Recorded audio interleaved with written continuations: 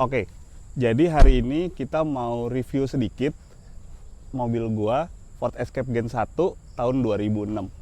Review yang kita mau lakuin hari ini nggak cuma ngebahas tentang mobilnya, tapi tentang gimana pengalaman gua selama 3 tahun pakai mobil ini buat keseharian gue. Gitu. Kita lanjut ya videonya.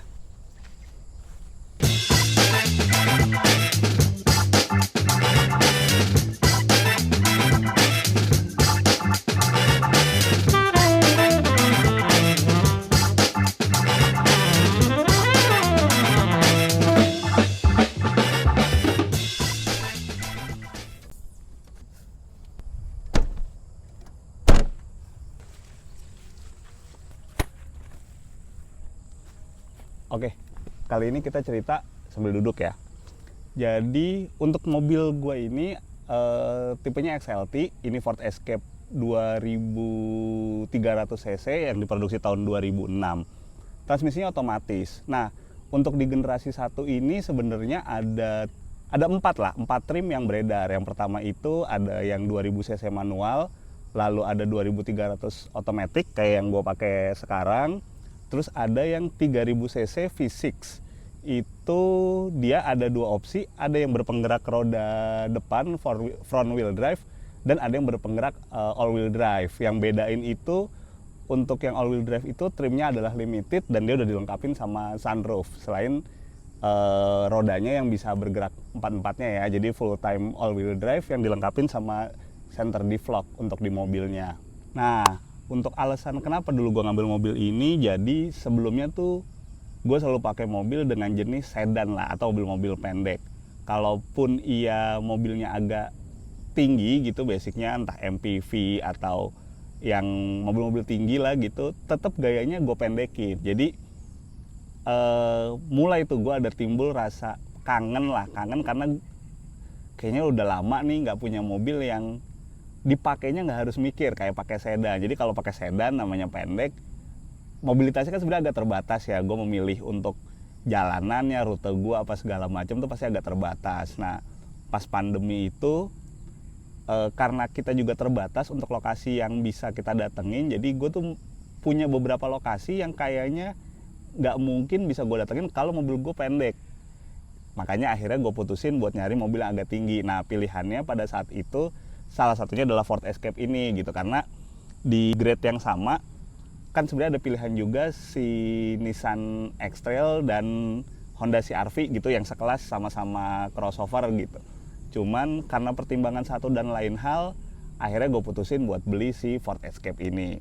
Awalnya sih banyak yang bilang, wah nanti mobilnya begini, ngerawatnya susah, spare partnya udah nggak ada apa segala macam, Ford udah cabut gitu. Cuman ternyata setelah gue 3 tahun punya, mitos-mitos itu tidak seserem yang diomongin orang-orang. Dan biasanya yang ngomongin begitu antara yang belum pernah punya mobilnya atau yang beli mobilnya tapi dengan kondisi terlalu apa adanya. Jadi akhirnya mereka ngalamin hal-hal yang kurang enakin tersebut gitu, yang bikin stigmanya nih mobil ribet lah, susah lah gitu. Tapi ternyata setelah gue punya, ini mobil sebenarnya basic banget gitu, dan sama sekali nggak susah buat ngerawatnya gitu. Nah, untuk kondisi mobilnya pada saat gue beli, sebenarnya ini gue beli dengan kondisi yang hampir 100% standar gitu, termasuk catnya aja ini masih bawaan. Jadi kalau aslinya dia untuk bumper ini sebenarnya harusnya warnanya hitam warna plastik, tapi sama owner sebelumnya udah dicat dengan warna abu-abu tua ini, yang juga ini jadi alasan kenapa gue beli mobil ini gitu. Tapi untuk bodi keseluruhannya gitu, termasuk atap, pintu, kap mesin dan lain-lain, ini masih cat orisinil bawaan dari Ford tahun 2006. Udah gitu banyak pasti yang nanyain, terus kalau udah beli mobilnya kira-kira apa sih PR yang gue beresin gitu. Kalau boleh jujur sebenarnya ini mobil nggak banyak yang gue beresin. Maksudnya selama 3 tahun pemakaian ini, hitungannya tuh nggak yang kayak sebulan sekali ke bengkel, 2 bulan sekali ke bengkel tuh nggak. Cuman memang pada saat gue pertama kali dapat mobil, seminggu setelahnya tuh gue kebagian mogok. Dan ini kayaknya udah jadi penyakit umum Ford Escape gitu. Yang perlu kalian perhatiin tuh pompa bensin. Jadi itu sering banget pompa bensin itu, apalagi kalau kalian dapat mobil yang kilometernya masih rendah, belum pernah diganti dari baru, itu sering banget pompa bensinnya bermasalah. Jadi gue pun juga ngalamin hal yang sama, mobil ini tiba-tiba pompa bensinnya mati, dan itu mau nggak mau kita harus ganti mendadak lah di pinggir jalan. Jadi itu aja sih. Sisanya kayaknya cuma bagian perawatan aja lah gitu. Jadi kayak urusan nggak lama dari pompa bensin itu, selang berapa bulan kemudian gue baru ngeberesin urusan pengereman. Jadi kayak kampas rem, kaki-kaki gitu-gitu aja sih yang harus diberesin di mobil gue. Kalau sisanya sih mesin gitu overall cuma perawatan aja lah, kayak ganti oli dan lain-lain aja. Sisanya sih aman semua. Nah, kalau untuk kondisi mobil saat ini, sebenarnya kalau kalian lihat ini mobil kondisinya udah tidak lagi standar, walaupun secara look overall keseluruhan tuh bodinya nggak banyak perubahan, tapi banyak aksesoris yang gue udah rubah buat mempercantik mobilnya. Kita bahas dulu ya sedikit ya. Kalau untuk dari bagian depan, ini yang pertama gue udah tambahin si deflecta. Ini tuh fungsinya sebagai bug reflector, atau kalau orang bilang nih penghalau serangga kalau kita lagi lewat di jalan tol di malam hari. Ini keluaran dari AVS Amerika, ini udah gue tambahin. Lalu untuk bagian headlamp, kalau aslinya ini sekarang posisi yang gue pakai ini model multi reflektor, jadi dia udah yang lampu kristal ya kalau orang bilang. Kalau aslinya dia tuh masih yang model geret-geret. Nah, lampu ini tuh sebenarnya adalah lampu keluaran dari versi hybridnya Ford Escape yang ada di Amerika. Jadi versi ini memang nggak masuk secara resmi ke Indonesia untuk yang model dengan lampu ini. Jadi ini lampu memang kita beli untuk aftermarket. Lalu tambahan berikutnya di bagian depan itu, gue pasang si washer headlamp. Nah ini sebenarnya aftermarket, kita beli dari marketplace waktu itu, AliExpress, dan ini hidup ya, jadi bukan cuma dummy, ini kita hidupin, dia bisa nyemprot air gitu ke headlampnya. Untuk di bagian samping, yang paling kelihatan sebenarnya dari mobil ini tuh ada penambahan awning. Jadi awning ini gue pasang fungsinya sebenarnya untuk ngebantu, karena ya beberapa tahun belakangan ini gue lagi punya hobi baru gitu sama keluarga, yaitu camping-campingan. Jadi akhirnya gue pasang nih awning ini. Ini gue beli lokal lah. Gue beli lokal dari marketplace Facebook. Kebenaran orangnya juga lokasinya nggak jauh dari rumah gue. Jadi kita pesan, diukurin, terus langsung dipasangin ke mobil. Jadi ini secara panjang memang gue ukur supaya dia panjangnya itu tidak melebihi atap. Jadi tidak overlap lah. Supaya kalau nanti misalnya gue masuk di daerah-daerah yang banyak ranting, si awning ini tuh nggak nabrak gitu. Makanya ini memang diukur untuk ukuran atapnya Ford Escape. Lalu kalau dari sisi bagian samping yang paling kelihatan pasti velg sama ban ya. Velg sama bannya. Nah ini untuk velgnya ini gue pakai velgnya Jeep TJ yang Icon. Ini ukurannya ring 16 sama kayak velg bawaannya. Cuman untuk offset dan lebarnya dia lebih keluar. Jadi dia lebih rata fender. Aslinya Ford Escape itu ring 16 dengan lebar 6,5, offsetnya 45. Nah yang gue pakai di sini tuh sekarang jadinya 16, lebar 7 dengan offsetnya 31. Jadi dia lumayan nih posisinya lebih rata tanpa gue harus pasang spacer atau adaptor. Untuk bannya juga gue ganti. Ini gue sekarang pakai BF Goodrich ukuran 245/70, yang mana ukurannya juga sebenarnya gue naikin dari standarnya. Nah standarnya dia ini aslinya itu ukurannya kalau gue nggak salah inget ya, antara 215/70 atau 215/65 gitu untuk ban bawaannya. Nah ini gue naikin ke 245/70 gitu. Terus untuk baut roda ini gue juga pakai race yang Duralumin. Sama sebenarnya di bagian depan ini kita lift kit sedikit. Jadi kalau Ford Escape itu posisi berdirinya aslinya itu depannya itu agak nunduk. Nah karena kayaknya dilihatnya kurang enak, makanya untuk bagian depan ini kita tinggiin sedikit supaya berdirinya dia tuh lebih rata gitu. Nah itu gue cuman bikinin ganjel aja di shock breakernya supaya tingginya tuh rata. Kurang lebih tuh sekitar 1 inch lah untuk si peninggi shock breaker gue yang bagian depan. Nah untuk ke bagian belakang sebenarnya ini bagian yang paling minim perubahan lah. Jadi kalau kita lihat sebenarnya hampir tidak ada perubahan yang berarti. Gue cuman yang pertama itu nambahin, kita bilangnya towing bar ya. Ini towing barnya keluaran dari Drawtite USA yang memang dibuat untuk si Ford Escape. Jadi dia ini besinya langsung duduk di sasis di bagian bawah. Ini sebenarnya fungsinya untuk narik trailer karena dia modelnya pakai towing ball di sini. Cuman kalau di gua sebenarnya ini sih lebih buat aksi gaya-gayaan aja sih gitu. Kenapa sih gue harus pasang ini? Karena untuk Ford Escape yang 4x2 di bagian belakang itu bentuknya menurut gue kosong banget karena nggak ada gardan. Jadi untuk menutupi kekosongan yang terlihat dari belakang, akhirnya gue pasang si towing bar ini gitu. Terus sama knalpot. Jadi knalpotnya ini gue pakai dari Borla. Jadi mulai muffler tip sama untuk muffler tengahnya itu gue pakai keluaran dari Borla, karena ya secara brand Borla kan Amerika banget gitu, dan mobil ini kan juga keluaran Amerika. Jadi ya sudah, untuk kayaknya pilihan merek yang paling pas buat mobil ini kayaknya cuma pakai Borla itu. Jadi gue udah nggak punya pilihan merek lain. Makanya dari pas gue beli mobilnya, gue udah kejar banget gimana caranya gue harus dapat si muffler tipnya, terutama muffler tip ini yang karena setahu gue barunya udah mulai agak susah gitu. Bahkan kalau kita lihat di beberapa negara harganya juga udah mulai terkoreksi naik karena permintaannya masih ada, tapi barangnya udah mulai susah nih Borla yang ini gitu. Oke, sekarang kita masuk ke bagian interiornya. Sebenarnya bagian interior ini tuh bagian yang menurut gue paling sedikit gue rubah gitu. Yang paling kelihatan, gue cuma ganti head unit di sini. Ini gue pakai Blaupung tipe Palma 190. Kenapa gue pilih head unit ini? Karena menurut gue bentuknya masih klasik banget. Jadi sesuai lah sama tema mobilnya, sama tahun mobilnya. Kalau kata anak-anak sekarang bahasanya mungkin period korek lah, tapi dengan teknologi yang udah zaman sekarang. Jadi untuk konektivitasnya gue lebih mudah gitu karena dia udah bisa Bluetooth, bisa aux. Cuman bentuknya masih dengan bentuk head unit ala tahun 2000-an awal. Jadi masih ada potensi volume yang lumayan gede di sini.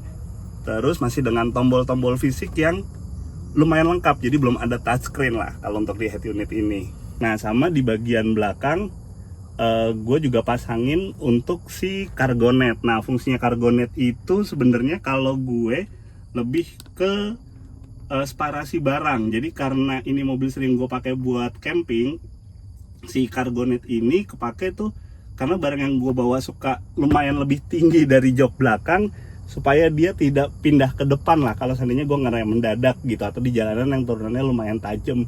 Karena di belakang ini memang dibawa kan seringnya buat anak-anak ya. Jadi untuk meminimalisir resiko itu, cargo net ini selain emang buat keren-kerenan, gue pasang juga sebenarnya ada fungsi. Karena gue sering bawa barang yang posisinya lebih tinggi dari jok gue gitu.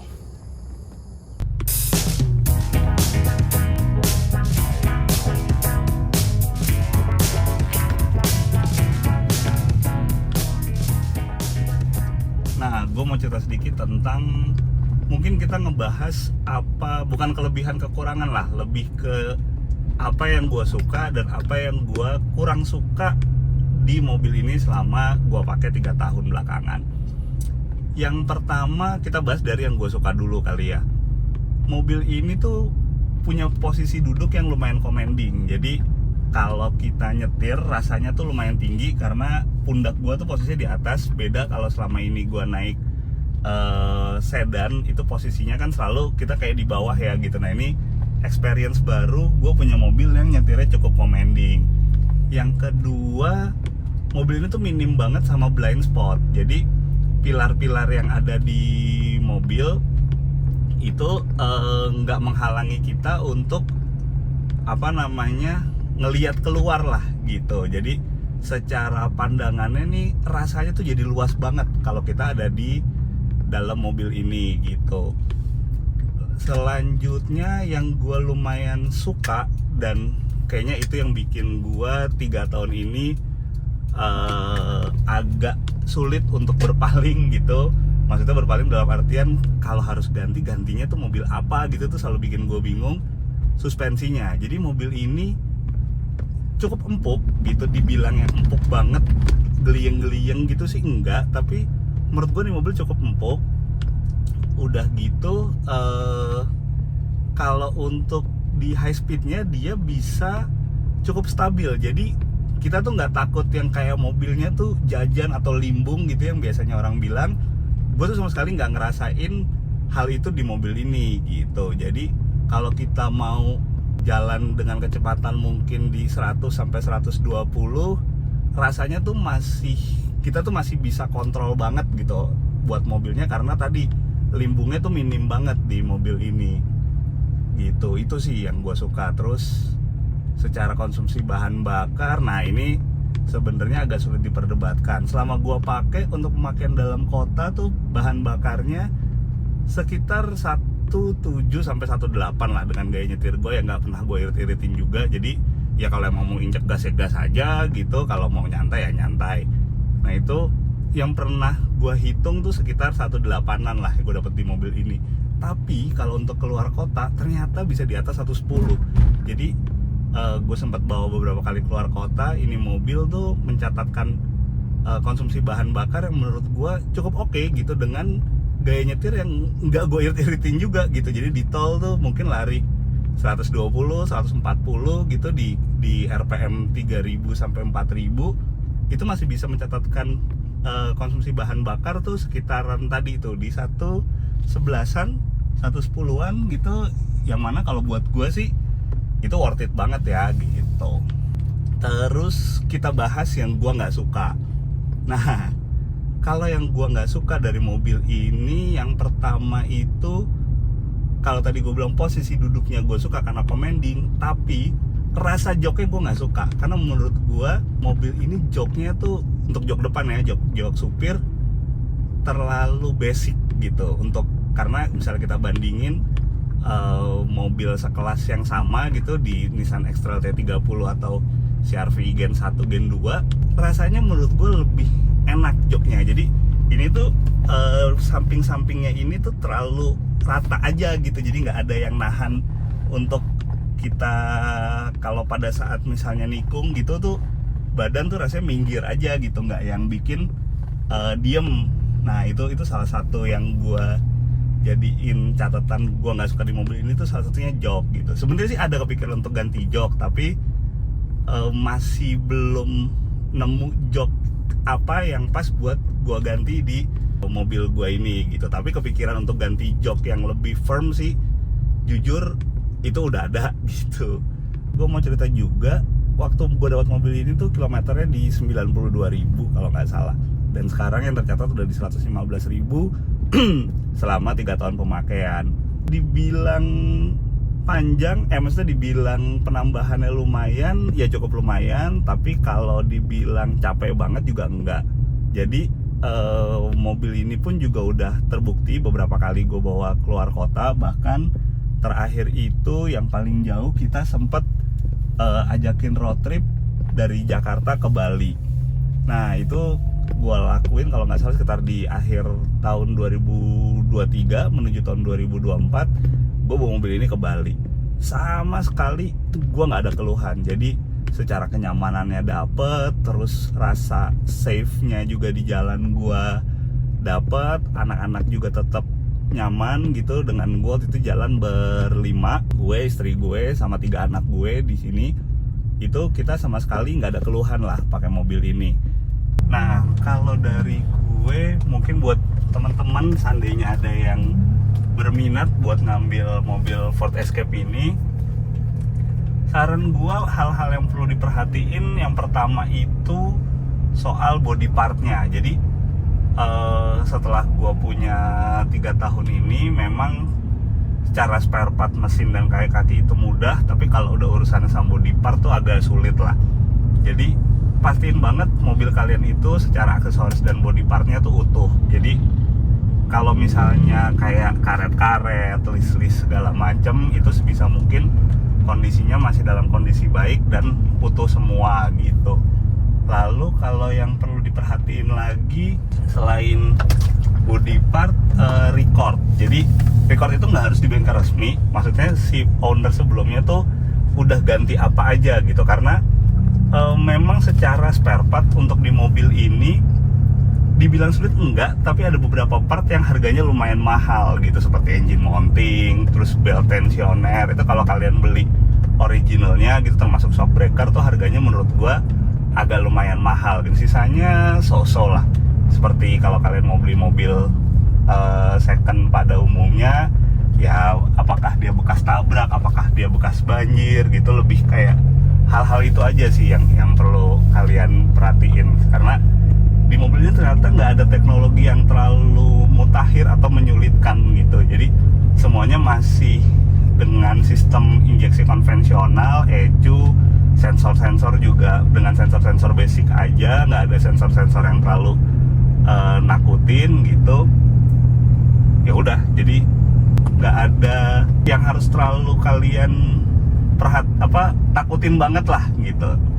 Jadi kalau misalnya ngelihat udah secara bodinya oke, secara interiornya oke gitu, karena dua hal itu yang kayaknya paling mahal dan paling sulit ya kalau kalian mau restorasi gitu. Sisanya tinggal lihat mesin dan kaki-kaki.